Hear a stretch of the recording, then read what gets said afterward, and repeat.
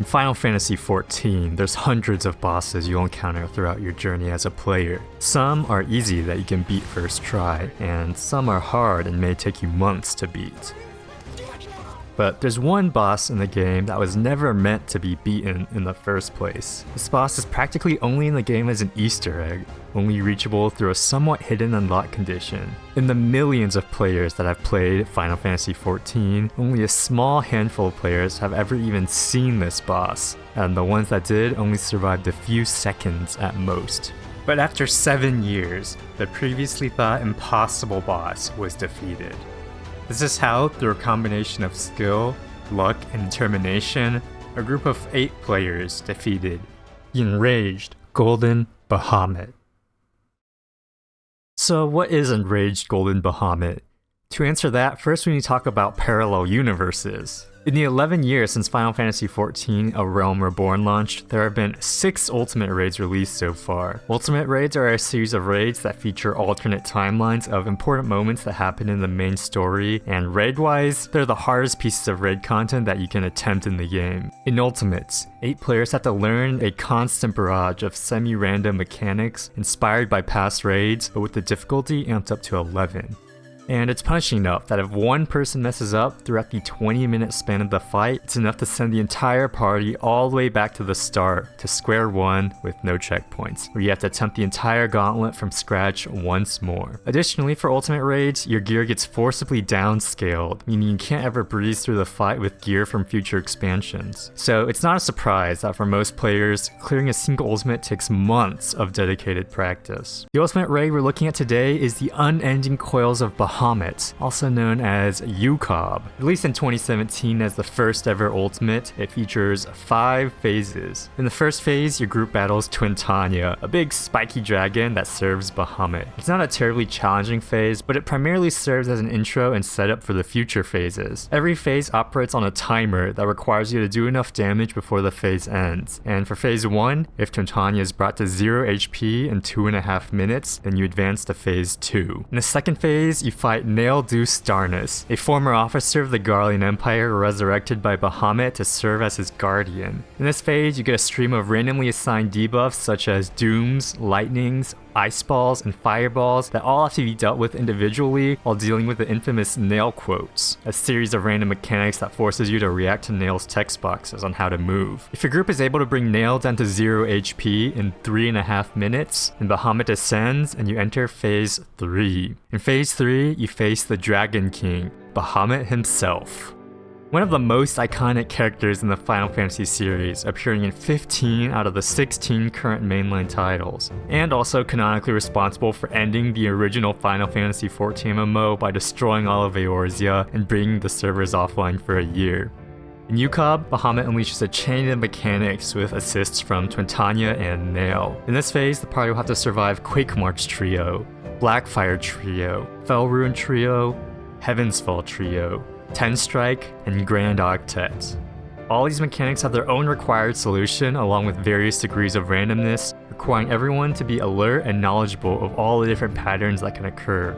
However, unlike the other phases, you don't actually need to bring Bahamut down to 0 HP. The devs made the threshold for this phase 60% HP. If able to bring Bahamut down to 59% HP or lower before the 5-minute phase ends, then you'll be able to proceed down the intended path and enter phase 4.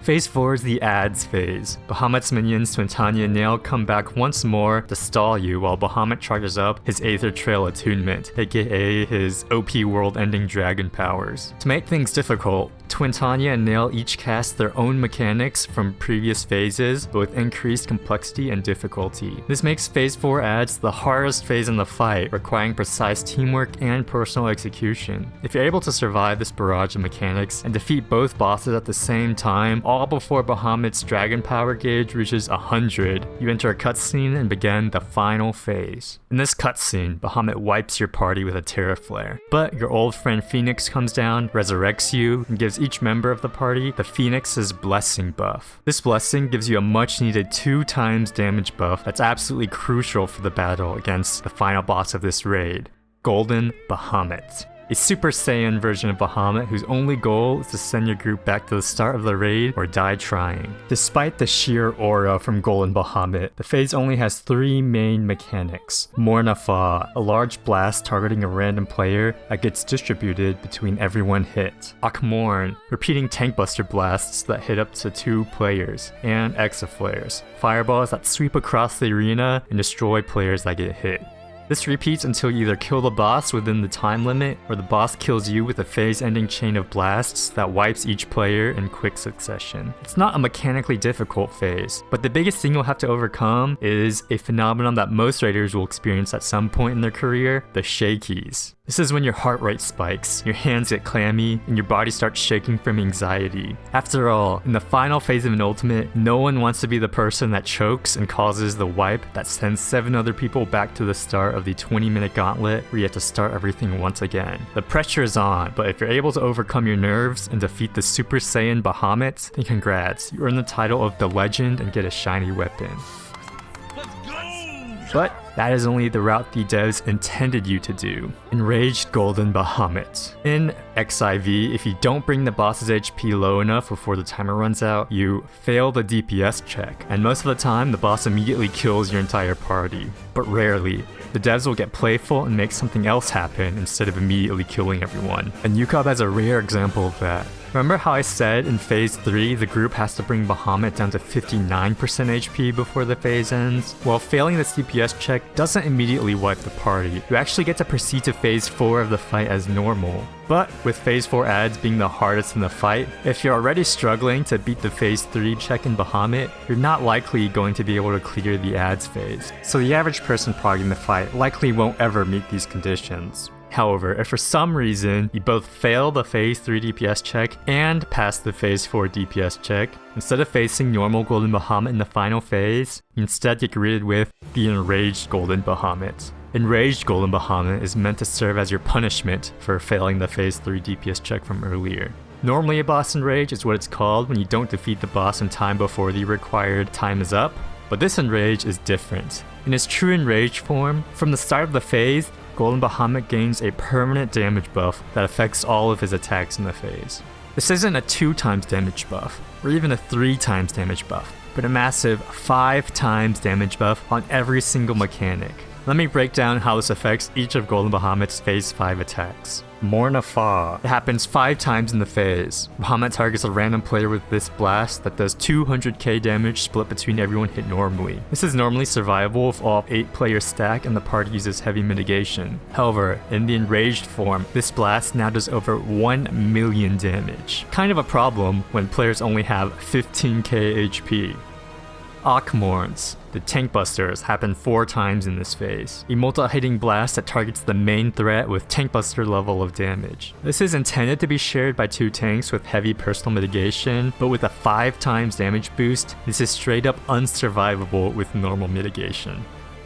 Exaflares. It happens 4 times in the phase, rows of fireballs that sweep across the arena. If you get hit by a normal Exaflare, you pretty much die in the first place, and with a 5 times damage boost, you still die. These are the 3 challenges that normal runs will face, but in the enraged form, a new threat appears that's the most dangerous of them all. The auto attacks. Golden Bahamut normally auto attacks the person with the highest aggro for a small amount of damage every 3 seconds. But with a 5 times damage boost, each auto attack now becomes a mini tank buster that does lethal amounts of damage even to tanks. This is a summoner taking over 50,000 damage from a single auto attack, over 3 times their max HP. If this doesn't sound hard enough, bosses from this era of fight design have the funny ability to crit their auto attacks, massively increasing its already absurd damage to even more through nothing but raw chance. It's not a surprise that every guide mentions Enraged Golden Bahamut being just an immediate raid wipe. This was clearly not meant to be possible, understandably so, since it's the punishment for failing the phase 3 DPS check after all. But if you intentionally fail the phase 3 DPS check, and somehow a plan could be made to overcome the seemingly impossible enraged form challenges, then maybe this impossible boss wasn't so impossible after all. Introducing the UCOB Enjoyers, a group of skilled Final Fantasy XIV raiders that specialize in one particular fight. You guessed it, UCOB. While most FF14 players only re-clear ultimates a handful of times due to the difficulty of the fights, each member of this group has hundreds, if not thousands, of individual UCOB clears, most of the clears acting as helpers that bring people attempting to clear UCOB for the first time across the finish line. If you have friends that have cleared UCOB, there's a high chance that maybe someone in this group has helped them in the past. If anyone would be willing to stomach the grind of getting through UCOB just to immediately wipe to an impossible challenge, it would be this group of dedicated UCOB enjoyers. Initially, even among the group, the idea of ever defeating Enraged Golden Bahamut was brushed off as impossible, but as ideas were thrown around, a glimmer of potential began to appear. To tackle this crazy challenge, a carefully crafted plan had to be made. A team composition was created, with 5 tanks, 2 healers, and a sole DPS player to bring much needed damage to the team. As for the challenges, exit flares were the same as always. What was once the hardest mechanic of the final phase was now the easiest. Don't choke and dodge them the same as normal. For the Akmorn tank busters, the only way to survive this was to use a tank invul, a skill exclusive to tanks that has a high cooldown that makes them immune to damage for 10 seconds. This requires a minimum of 4 tanks in the party to prevent each of the 4 Akmorn tank busters from being an immediate wipe. And the 5 Morna Fa stacks were an ever-constant threat as well. Through both planning and trial and error, and using all the defensive resources they had, mitigation from the tanks, the healers, and even the DPS, on top of a tank limit break 3, the 1 million damage stack was just barely survivable with the 15k max HP the party has. But due to the major cooldowns required to survive, you could only survive the 1st, 3rd, and 5th stack. There was no conceivable way for the person targeted by the 2nd and 4th stack to survive. Still, being able to reduce the number of forced deaths from the Morna Fas from 5 to 2 was a major victory, because deaths in the Golden Bahamut phase are more punishing than dying normally. On top of getting the standard 25% penalty to damage and healing output, dying also means you permanently lose your Phoenix Blessing buff that you get at the start of the phase, severely crippling your damage output for the rest of the fight. If the sole DPS player got targeted by the unsurvivable stacks, that would mean the DPS requirement to defeat the boss in time would now be essentially impossible. A healer being targeted by the stack would lose a significant amount of their healing output on top of all their healing resources like mana and their healing gauge, on top of the damage penalty they get from dying and losing their Phoenix Blessing. And a tank being targeted would still mean a very severe drop in damage output for the team. There is no ideal situation besides the fact that the summoner must survive. And finally, the auto attacks, the number 1 run killer. With each auto attack dealing more than the tank's entire HP pool, there's a strict need to have constant mitigation rolling throughout the entire phase. The 2 healers would also have to constantly be full healing the tank between every hit, pushing their focus and resources to their absolute limit. And of course, the threat of crit autos, something that could end the run without any way to react or counterplay. The best that could be done was have the tanks use tenacity gear and tenacity food, a tank stat that gets ignored in modern raiding but provides a minor defensive boost in exchange for lowering the damage output. The healers also use piety gear, a healer stat that provides much needed mana regeneration for this intensive healing challenge. While these didn't have huge effects on the survival chances, every little bit of survivability that could be squeezed out helps, when it meant it could potentially prevent a full wipe and having to reset the entire ultimate run again to have another attempt. And with that preparation, it was time to begin the grind on the seemingly impossible ultimate boss. With the non-standard team composition that was forced to be ran, even the first 4 phases of the fight wasn't free, as the buff assignments that were normally split between 4 DPS and 4 support players were now thrown into chaos by the 7 support players and the 1 DPS split that the party had. And even after getting through the first 4 phases, there was nothing that could be done regarding who Golden Bahamut targeted for stacks, and when he would decide to crit. Imagine that, going through the ultimate on a team comp that makes the fight even harder than it was originally intended to be, making it all the way to the final phase, just for Enraged Golden Bahamut to RNG pick the summoner to die to a Morna Fa blast. Or that it feels like critting a tank or 2 and deleting them from existence, and then having to start a new pull from the very beginning for a new attempt. And yet, the Enraged Golden grind continued, making it through the first 4 phases, getting destroyed by Golden Bahamut, starting over, and repeat. And over time, tangible progress was made. Enraged Golden Bahamut was brought down to 70% one pull. A few tries later, 40%, then 20%. Each wipe meant a little more info gained, each pull a little more practice experience for the party. Eventually, a pull happened that got Bahamut down to 1% HP that had a heartbreaking death to an auto attack near the end.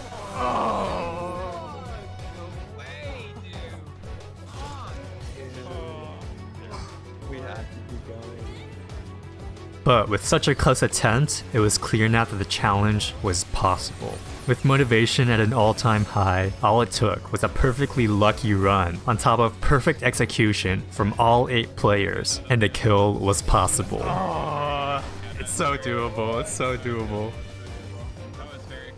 And on March 8th, 2024, 10:49 PM, this run happened. Phase 1, Twintanya defeated. Phase 2, Nail defeated. Phase 3, survived with an intentionally failed DPS check. Phase 4, ads cleared. Phase 5,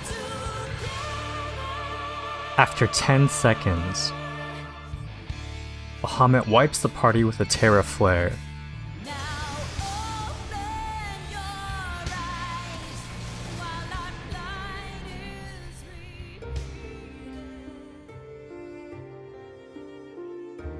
A Phoenix comes to the rescue, resurrects the party, and gives every member the Phoenix's blessing. With countless past attempts defeated by Golden Bahamut, and dozens of hours spent on this insane challenge, the only thing that people could do was pray for good luck and to do their best. The battle against the impossible boss begins. The first Mornafall stack survived with the Tank Limit Break 3. The first Tank Buster survived with Living Dead. First set of Exit Flares, an easy pattern. Dodged with no deaths. Tank Buster number 2. Survived the Paladin's Hollowed Ground.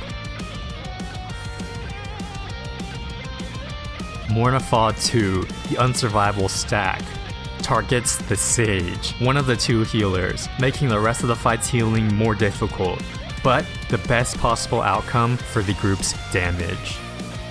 Second set of Exit Flares, a 2-to-1 pattern.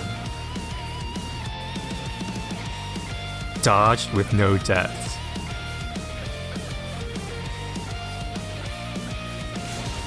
Mornafall stack 3, and it was survived with another Tank Limit Break 3. Tank Buster number 3 survived with the Gunbreaker's Super Belied.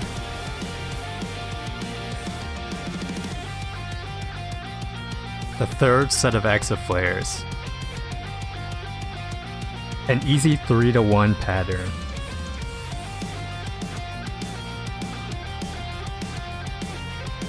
Dodged with no deaths. Mornafall stack 4, the second unsurvivable stack. This time, Golden Bahamut targets the Scholar, the second healer. With both healers having been killed now by unsurvivable stacks, Bahamut's damage output becomes extremely scary as the tanks drop low to auto attack several times due to the reduced healing output from the deaths.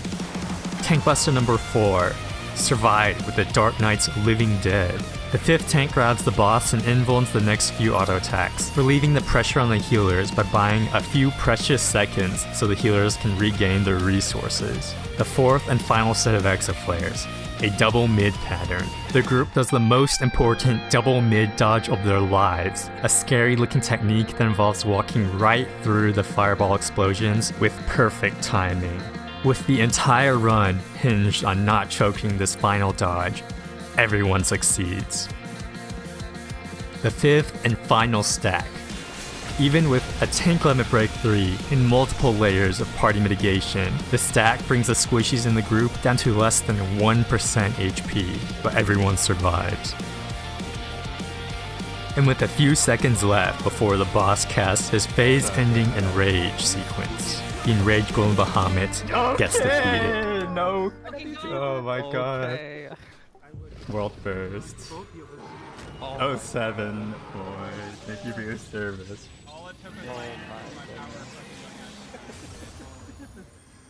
Thank you, Paladin. Let's go. Wait.